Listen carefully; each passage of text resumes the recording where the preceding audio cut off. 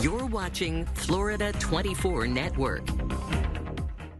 Right now on Florida 24 Network, landing in Florida as hundreds of migrants come to our state, the steps one nonprofit is taking to help them and the growing need for that support. Plus, I'm Joe St. George in Washington. Will a recession happen this year or not? Many economists seem to think so. So what should you do right now for your family to prepare? We explain next. Hello and welcome to Florida 24 Network. I'm Jennifer Dela Cruz. We are covering the top stories across our state.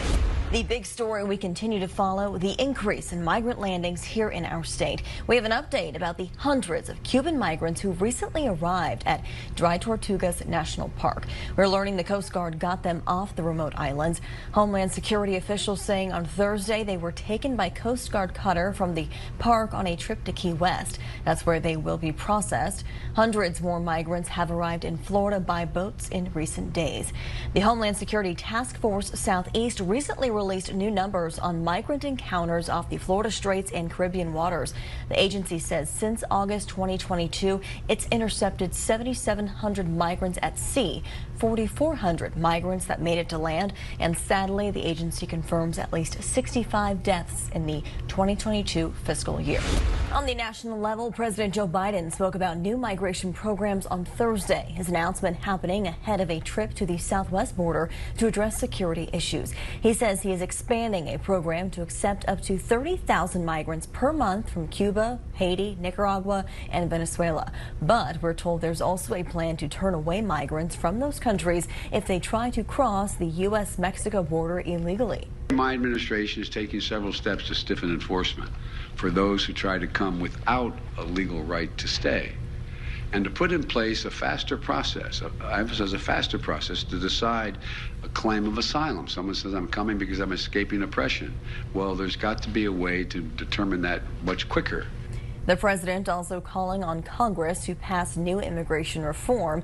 He says his executive powers can only do so much.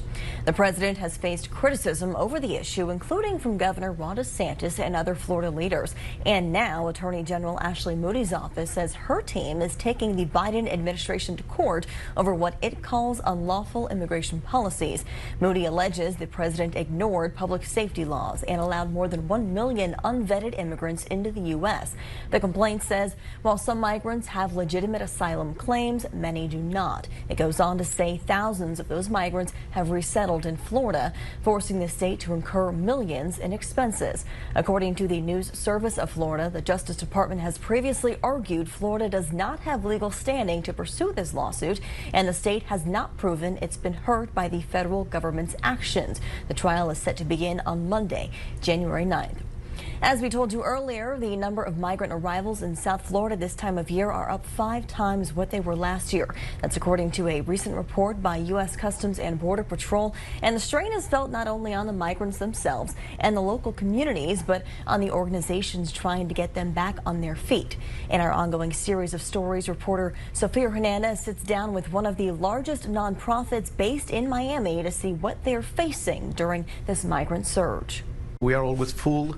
This is Carlos Naranjo, a resettlement program manager at Church World Service, a global nonprofit that specifically works to help refugees. But this Miami office is faced with an interesting challenge, a volume never seen before of individuals asking for help. Right now, the numbers just exploded, and I think even the social services, are kind of like feeling the impact of the influx in Miami area.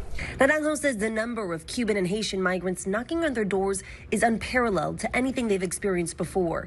What was once a team of 4 social workers has grown to 20 in recent months, meeting clients in the lobby because there's just not enough room, and the reasons for being there are endless. You see everything, like most of them, they come for their immigration situation. They want to get a solution, or they have a court pending and they need advice from our legal department. They need representation. They need to apply or submit an asylum application, an employment card application, and you got some of them that are homeless. They're close to be homeless. While many come through the Mexican border from October 1st to early December, Border Patrol took custody of about 2,350 migrants in the Florida Keys, mainly Cubans and Haitians, a trend that Naranjo doesn't expect to slow down. Because of the problems, the origin of the problem is there, and still there, and will be there. So when these migrants arrive, the question is, how can they be helped? Naranjo says the first step is orientation. In that orientation, we kind of explain to them all the benefits and let's say all the options they have in the area, like state benefits or programs like matching grant, that is an employment program. And based on that, they are referred to those options. Or they are referred to the legal department because many of them, as I said before, they want to adjust status or apply for the employment card. Migrants with CWS are also taught about American culture. They are enrolled in ESOL classes. Children are enrolled in schools. Naranjo also says social services may not feel necessary for everyone, but it's still important to guide them through the difficult process of assimilation and make them feel welcome. They need support, they need food, they need work. We see a lot of cases that really need, support from not only our agency, but all the support they can get from the community. Naranjo says migrants are then paired with the services they need. His agency meets with other organizations that are part of the South Florida Consortium to help find solutions, vet what's not working, and find the best fit for each migrant family. Sophia Hernandez, Florida 24 Network. CWS has offices across the country, including 4 in Florida. If you would like to help, you can visit cwsglobal.org.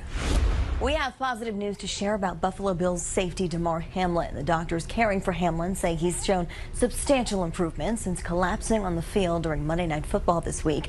On Thursday, doctors said Hamlin is able to move his hands and feet, follow commands, and even communicate in writing. In fact, Hamlin asked whether the Bills won their Monday Night Football game against the Cincinnati Bengals.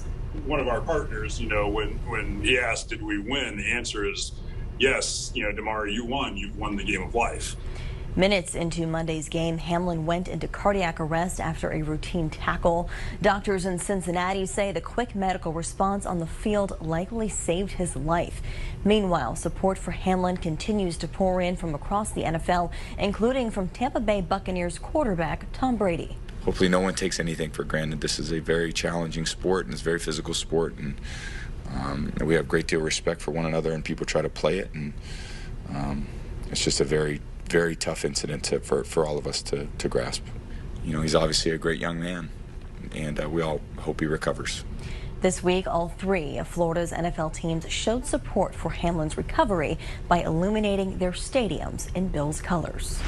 New analysis shows Americans are spending more of their savings to offset inflation. And this comes as around 2/3 of major banks in our country predict a recession will happen sometime this year. Our Washington correspondent Joe St. George shows us what might happen if a recession takes place and how your family should prepare. Here's the reality. No one really knows what's going to happen to the economy in 2023. Why is that? Well, they didn't get it right last year.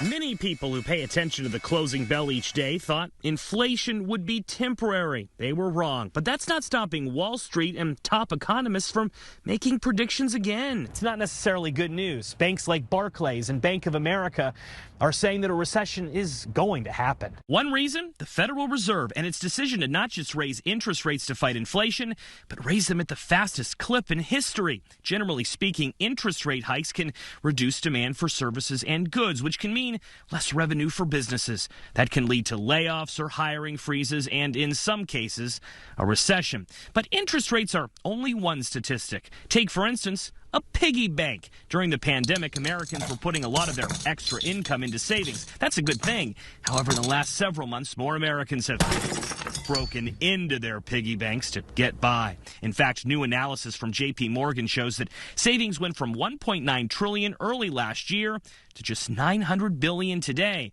That means Americans spent $1 trillion from their savings last year. Declining savings is perceived by many economists as a red flag, since in order to stop draining the account, Americans typically just stop spending. Well, between savings going down and interest rates going up, there are certainly enough signs that you should be prepared. So what should you do and what should you expect? from Congress. First off, don't expect much help from Washington. In recent times, Congress has passed stimulus packages to help the economy during recessions. They did that at the start of the pandemic, which was technically a recession, and they did that in 2008 during the Great Recession.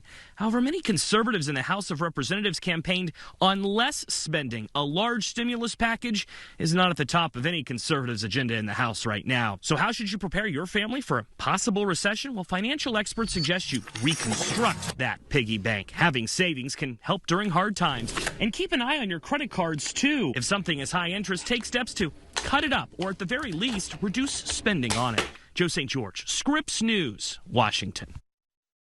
Still ahead on Florida 24 Network. The price of paradise. Some Floridians are still struggling to find affordable housing. This is right now my home. I stay in my vehicle because of the price of the rent that done went up. When it comes to the future of the real estate market, we're finding out if there's any relief in sight in 2023. Plus, welcoming back customers, the mix of emotions as a Matt Lachey restaurant reopens following Hurricane Ian.